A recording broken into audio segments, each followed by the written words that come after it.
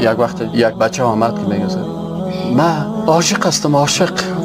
بچه جان عاشقی آیا گفتیم تو خودت خوش هستی که سر خواهر خود یک کس عاشق شد؟ سر مادرت عاشق شد؟ وقتی که سر خواهر و مادر خود نمیخوای که عاشق شوی، سر دیگران چطور؟ نه استاد برای من نصیحت نکنید، من دیگه عاشق هستم، ما عاشق پاک هستم. عاشق پاک چه قسم است؟ خود عشق از غذای نفس است. چرا ما شما عشق به خدا استعمال نمیکنیم؟ چرا عشق به پیغمبر خدا استعمال نمیکنیم؟ در قرآن یک جای عشق نامده برای خدا و پیغمبر، در احادیث هیچ کلمه عشق نامده برای خدا و برای پیغمبر صلی الله علیه و سلم.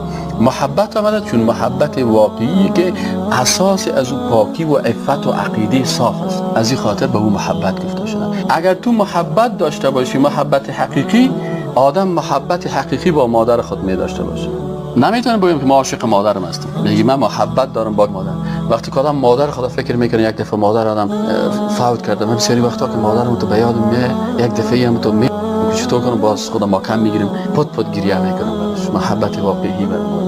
با دختر خود آدم محبت می داشته باشه که اگر با دختره که من خودایی که کمه که دستش پاره میشه، احساس میکنم در قلبم که یک قسم من جگرخون میشه. محبت آدم با الله جل جلاله داره. بسیاری وقتا هم محبت انسان با الله جل جلاله وزی میشه که به تنهایی قطرات اشک میگه خدایا من 24 ساعت خدمتگار تو باشم.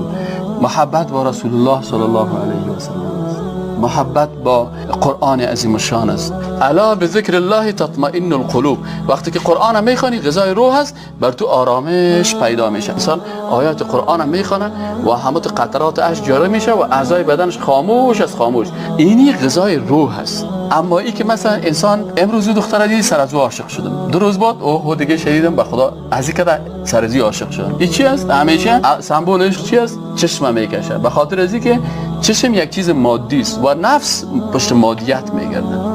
چشم زیبا و بچم بینی زیبا و باز بینی ده میکشه و باز تیر میکشه و باز قلب میکشه. خب این جهان میگه ما عاشق هستم. بچه جان این عشق است، این غذای روح نیست، مثل موسیقی و غذای نفس است. خب چه قسم عاشق شدم؟ والا دمیدان کفتریا که دیدمش عاشق شدم، تو و مرا دید عاشق شدم، تو اصول ما و مسون از او بود. بچه جان دختری که تو سهل میکنه و بر تو یک ساعت چشم جنگی میکنه، این دختر درست نیست. بالاخره صاحب یاردی از هر قدر برشان نصیحت کردم، وارسی کرد. یک ماه از عروسیش تیر نشده، یا آمد گریان کرده قالما استاد جان از برای خدا چطور کنم فلان از فلان. چرا بچه جان تو عاشق بودی؟ تو آخه من برشفتم مشکل چیست؟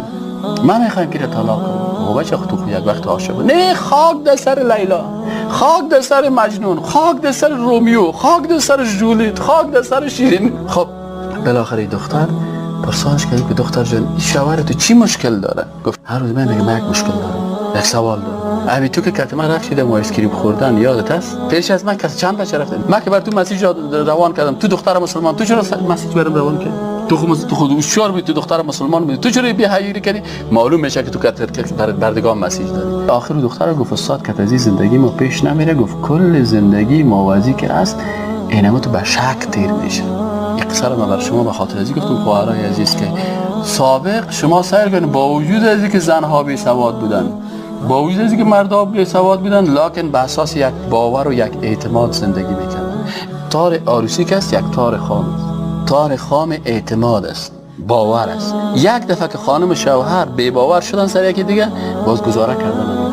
مادر و پدر ما شما که 30 سال که یک دیگه خود زندگی کردن. امروز اکثرا دخترای تحصیل کرده زندگیشون دوام نمیکنه.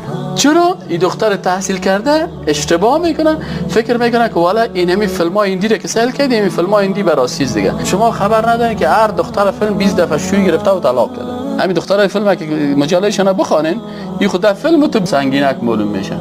خارج از فیلم که زندگی اصلی از رسال کنیم، میگه من 8 دفعه ازدواج کردیم، من 7 میشه، هر کدام شخصی کنه زندگیشان غیر نرمال است. از این خاطر خداوند متعال جل جلاله برای هر چیز برای یک برنامه مشخص را بیان کرده. او برنامه چی است؟ که این دختر مسلمان به اساس آیات قرآن، به اساس احادیث پیغمبر صلی الله علیه و سلم، به اساس مشوره با فامیل خود ازدواج بکنه، زندگی از این امت پاک که حرکت بکنه، تهداب پخته باشد، با این حساب تا با آخر 20 سال 30 سال 40 سال با همون اعتماد دوام میکنه. اما این زندگی که به شکل احساساتی شروع میشه ابدا دوام پیدا نمیکنه.